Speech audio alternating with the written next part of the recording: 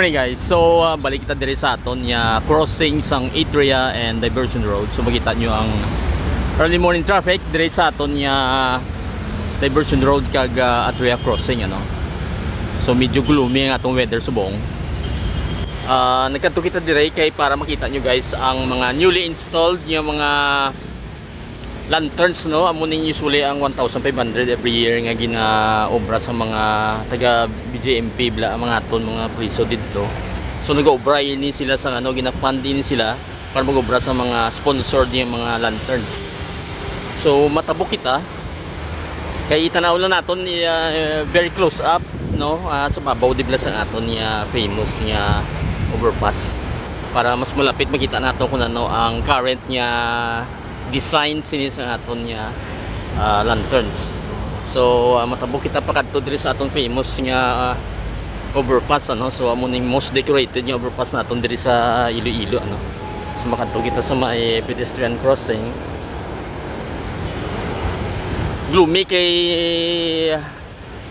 late morning or early morning guys. Friday today no, traffic rush hour traffic naton typical di Iloilo. Nagulan kagabi so medyo makita nyo medyo basa ang mga dala naton. So ma-cross kita diri sa may pedestrian crossing diri sa aton nga service road ano.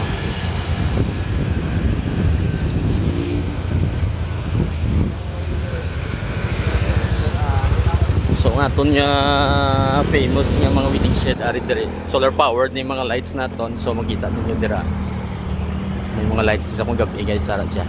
So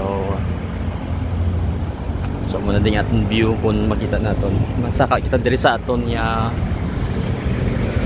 mga traits ng Ilonggo no. Ginbutan nila diri sa aton design sa aton step sa aton ya hagdan diri sa aton ya overpass no. So saka kita diri para makapalapit kita sa aton nga mga lantern. So I think ang lighting sini sa December pa man.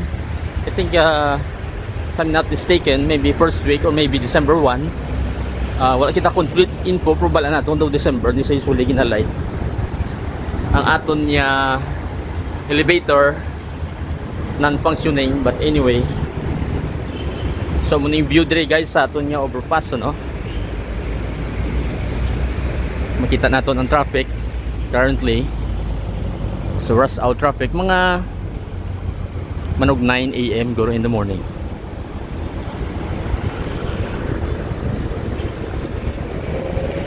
So ang atong design sang parol this time is the duwa ka pentagram 5-point stars no. Duwa ka bilog inverted ang isa. As usual may sponsored logo sa tunga. And then the colors are green and yellow. So Iloilo Central Lumber ang sponsor sini. So makita nato na mo ng design niya. So gin-hoist nila dire. May kurinti naman I think pero wala pa makakod na. So basag interesting lang nila. Kita nato ng mga wires. So ara dira. Previous design na ite, ang previous natong design last year I think daw 7 pointed stars no. So 7 ang taliwis niya, subong niya 5. Diyon inverted so bali pulo tanan. So makita niyo dira. Inverted ang green. Ang yellow ang munang patindog nga 5 points ano. So muna na guys, kidali mo lang din nagtika lang kita dire sa Diversion Road sa overpass naton dire para makita nyo guys.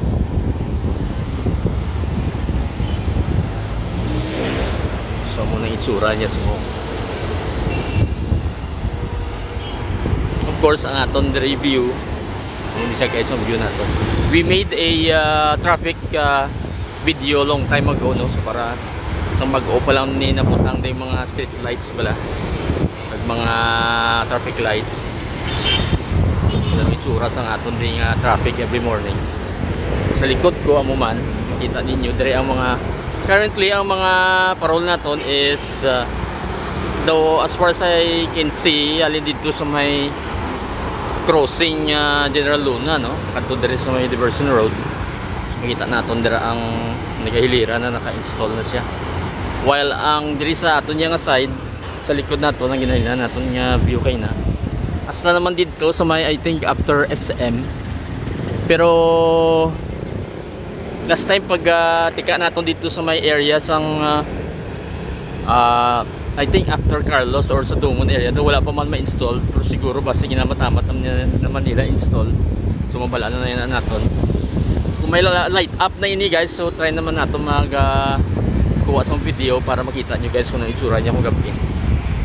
So mula yun na guys so, currently enjoying the view over there sa aton niya overpass hanggang aton niya morning traffic.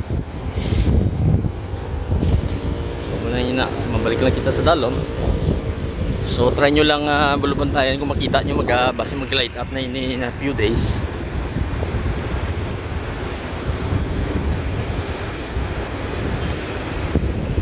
Kag sanag naman ang atong diversion road ano, due to the lighting up of the lanterns. Ang diri gani nga side sa may service road miyara naman, so makita naman natin miyara man siya nga mga naka-install no? So wala pa siguro matapos, basta tapat diri sa mga street lights nato no, dira man install man siya.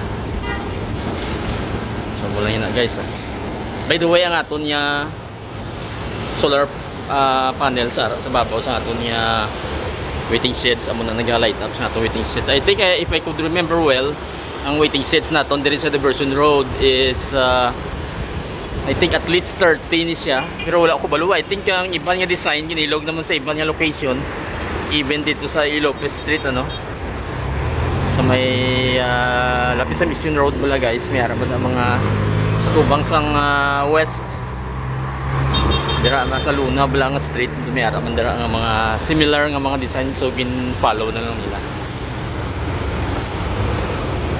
And then if you remember, there is may last time December season man, Christmas season, may mga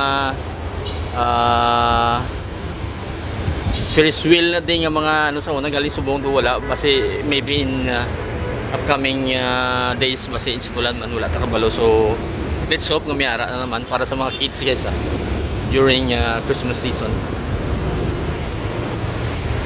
So mula yun na para sa mga next video naman nato na. So currently mo lang yun ang situation diri sa aton niya diversion road niya mga installations ang parol nato no. So magapangaog na kita.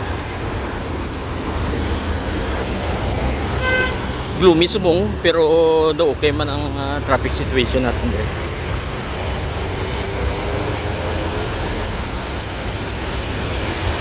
Till the next video guys, thank you for watching.